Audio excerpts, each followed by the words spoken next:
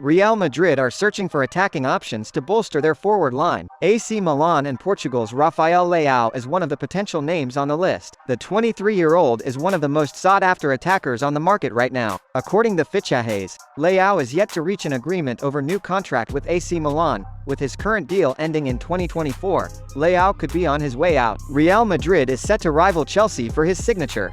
Los Blancos are currently aiming to get Palmeiras youngster Endricke on board. The Brazilian superstar has been influential for his team, and Real Madrid want to obtain his services before anyone else. While Chelsea and PSG are also in the race to sign Endricke, the Spanish giants would be hoping to influence him to come Santiago Bernabeu. Recent reports have suggested that Liverpool is eyeing Benfica's breakout centre-back Antonio Silva next summer. With the Reds having an endless list of injuries in their backline, Klopp could be hunting for reinforcements. Silva has emerged on the bucket list of clubs like PSG, and Manchester United and Liverpool are the latest to join the race. Silva could cost the English outfit around £52 million, but with them looking for new owners, the price tag won't be much of a problem. Sir Jim Ratcliffe's Ineos have ruled themselves out of the Liverpool buyout, with the business empire no longer seeing a value in buying a top Premier League club. Our position has developed since the summer, and we are now focusing our efforts in Nice and raising our ambitions for the club to make them into a top-tier club in France to compete with PSG, said a spokesman. This would represent much better value for our investment than buying one of the top-tier Premier League clubs, the senior figures at the company told Telegraph Sport. Football. London has reported that Arsenal could wait until the end of the season to purchase Youri Tielemans from Leicester City. The Belgian midfielder has been heavily linked to the Gunners on multiple occasions, and a January move looked possible. But according to latest news, Arsenal's managerial hierarchy could wait for Tielemans' contract to finish at the King Power Stadium. The midfielder's contract comes to an end at the end of the season, and the club want to purchase him for free instead of spending big bucks on him. According to reports from England, Arsenal are the latest team to approach French forward Marcus Thuram. The Borussia Mönchengladbach striker has scored 12 goals along with 4 assists this season and is being targeted by other European giants. With Arsenal looking to bring reinforcements in January, Thuram could be on Mikel Arteta's wish list. Roma boss Jose Mourinho says he has told one of his players to leave the club after Wednesday's draw with Sassuolo. Barcelona and Netherlands forward, Memphis Depay, is growing frustrated at Barcelona and could be on his way out in the summer. Sevilla are one of the teams that might be a potential destination for the Dutchman, according to Fichajes. Jurgen Klopp insists he is committed to Liverpool despite suggestions Reds owners FSG are looking to sell the club. Klopp told reporters, "It has no impact at all." Pep Lijnders said pretty much everything in the press conference. "We knew about it a bit longer, their thoughts, and I don't 100% understand why we all say it gets sold. What I read was they are looking for investors, and that makes sense. A good idea, I like that. It didn't distract the preparation at all. The players didn't ask me, but if they want to ask me, I can tell them everything. For me, it means nothing. Whatever happens, I really like how we work together with our owners, but if that would change, I am committed to the club obviously. As far as I know, they are looking for investors, and I thought that makes sense."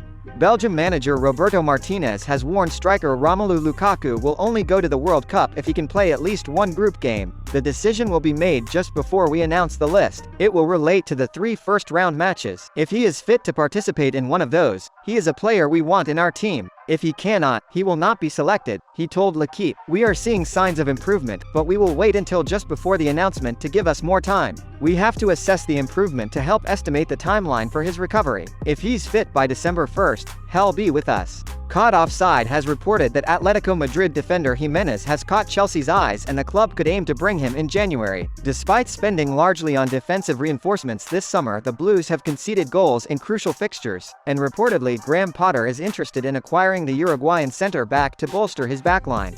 Erik ten Hag admitted Manchester United must work to rebuild fan trust after years of underwhelming performances and off-field drama. "It was definitely one of our plans, to repair the relationship, part of our plan that we had," Ten Hag told ESPN. "You need a connection with the fans.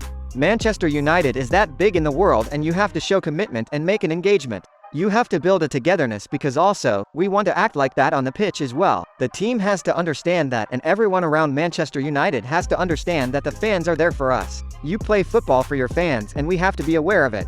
The Red Devils have been handed 2 fines after incidents against Chelsea and Newcastle. Man Utd players surrounded referee Stuart Atwell to protest after the Blues were awarded a late penalty in their clash at Stamford Bridge. A similar incident occurred at Old Trafford with players complaining after Cristiano Ronaldo had a goal ruled out. Manchester United FC has been fined £82,000 in total for breaching FA Rule E20.1 during its Premier League matches against Newcastle United FC on Sunday the 16th of October and Chelsea FC on Saturday the 22nd of October, read a statement from the Football Association. Argentina manager Lionel Scaloni has suggested that the 2022 World Cup may not be Lionel Messi's last after all. It may be the last, but hopefully not. He is happy on the field and he makes a lot of people happy, he told CNN Radio Argentina. If we take care of him and carry him as we have to, there could possibly be more games for him because the world of football asks for it. Messi is heading into the World Cup in great shape after getting back to his best at PSG this season. The forward has 11 goals and 14 assists in just 17 matches for the League One champions and will be hoping to reproduce that kind of form for the national team.